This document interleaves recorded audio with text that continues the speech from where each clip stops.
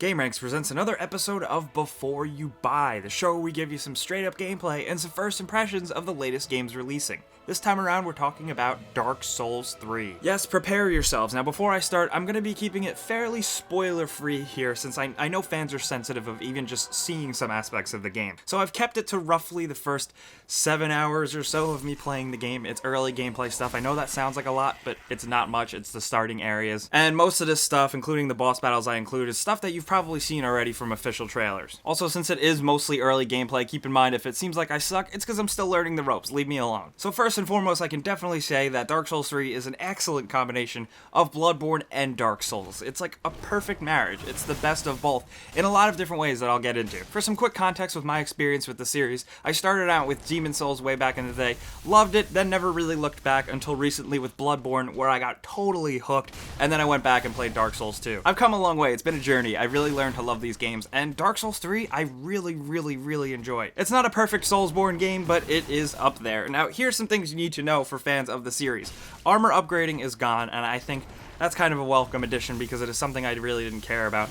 But on the flip side, they really kind of made weapon upgrading a bit more fleshed out and kind of awesome. I like it. I like keeping one weapon for a long time and beefing it up. I like the way magic is handled this time around, and included with that are some awesome new weapon special attacks. And these all pull from a special meter. These are called focus points, which is a really great system. The one flip side with magic users is that this game, more than any other Souls game, seems like magic-leaning characters are weaker, like much weaker. But that's just me. If you are looking for a challenge, maybe you should roll yourself as a cleric or a pyromancer. And speaking of the faster speed of the game, parrying does seem to be a few frames faster, but it really seems like the dodge roll is prioritized here, that it is of the utmost importance. Not only just because it's better and faster, even if you're in the night class like how I played, but it's just the ideal way to avoid a lot of things and a lot of boss attacks. Talking about how much I love the special attacks with the weapons and the magic with that new focus point meter, I really like the new Estus Flask system they implemented here. It's a bit more strategy based, and you can allot how many Estus Flasks you use for replenishing health and replenishing focus points. So if you know you're not going to be using a lot of special attacks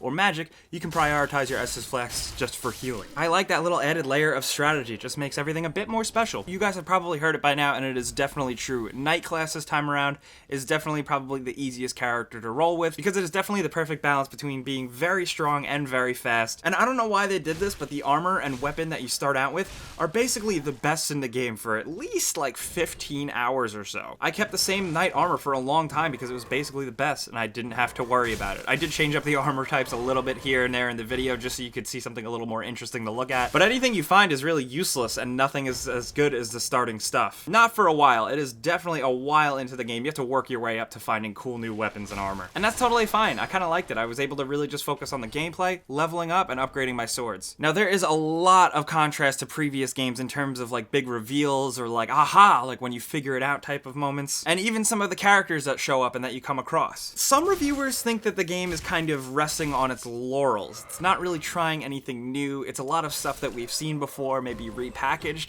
But for this type of series and this type of game, that is not a problem for me at all. I don't think I can really totally criticize Dark Souls 3 on that. That's probably just more of a personal taste, but I see things in these games being repackaged in new ways, like similar elements from older games.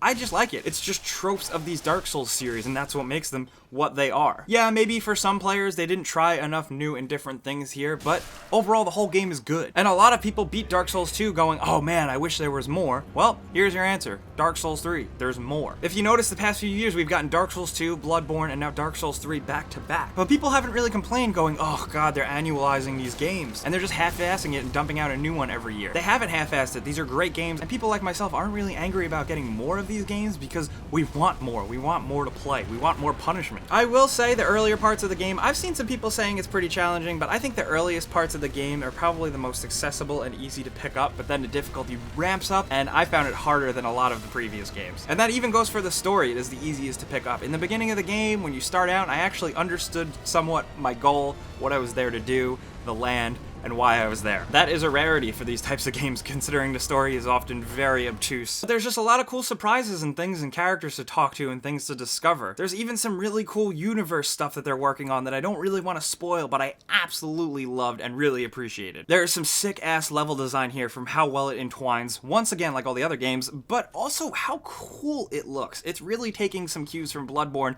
in terms of the gross creepiness and the huge level of scope and detail, but also still keeping it kind of fantasy. I'd say it's probably the most aesthetically awesome of the Souls games so far. And that even goes for the bosses and the boss designs. Once again, From Software knocked it out of the park with these guys. Bosses in general are mostly great. A lot of them, like I said, are more towards the fast and aggressive type this time around, but as fans of the series know, it's all about patterns, and sometimes you will see some familiar-ish patterns from the previous games. But like I said, that's a personal taste. If you want more and you want new and exciting, there is enough here that is more new and exciting. Even though it's not totally out of this world different, I'm totally on board with all these bosses. They're awesome. Performance-wise, this game does look pretty well, but I will say, because I used the trick to get the Japanese version of the game first, so I'm playing on Xbox One, the frame rate chugs really badly sometimes. I've also heard the same for PS4, but on Xbox One, it's pretty bad sometimes when you encounter a boss or a bigger enemy spawns and there's a lot going on. The frame rate chugs, and in a game like this, that is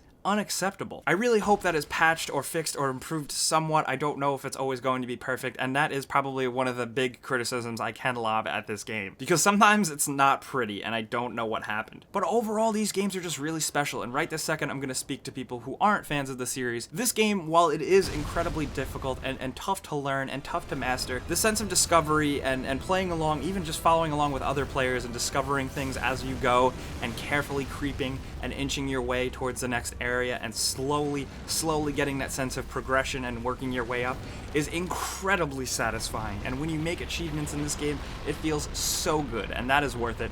And I think that's why people are so hooked on these games. And if you are hooked on these games, Dark Souls 3 is not going to disappoint. That is how I feel. I think it is totally worth it. There is a lot of game here, and you're going to enjoy it. If you're a Dark Souls fan, that is. Now, I do want to hear from you guys in the comments what you think of this game, if you did get it early, if you are playing it, or if you're playing it after you see this review after release. How do you feel about it? Especially you hardcore fans, since I can't get into the actual complete minutia detail here. Are there some changes that you like or don't like? Let's talk about all the details down in the comments. And if you have any more questions about Dark Souls 3 or you want to talk about any video games with me, follow me on Facebook, Twitter, or Instagram. I'll talk to you there. If you guys did like this before you buy video and feel like we steered you towards a game, clicking the like button helps us out a ton, and we really appreciate it. If you're new and this is your first time here, subscribing is a good idea, because we put out videos like this every single day. But as always, thanks for watching, and we'll see you guys next time.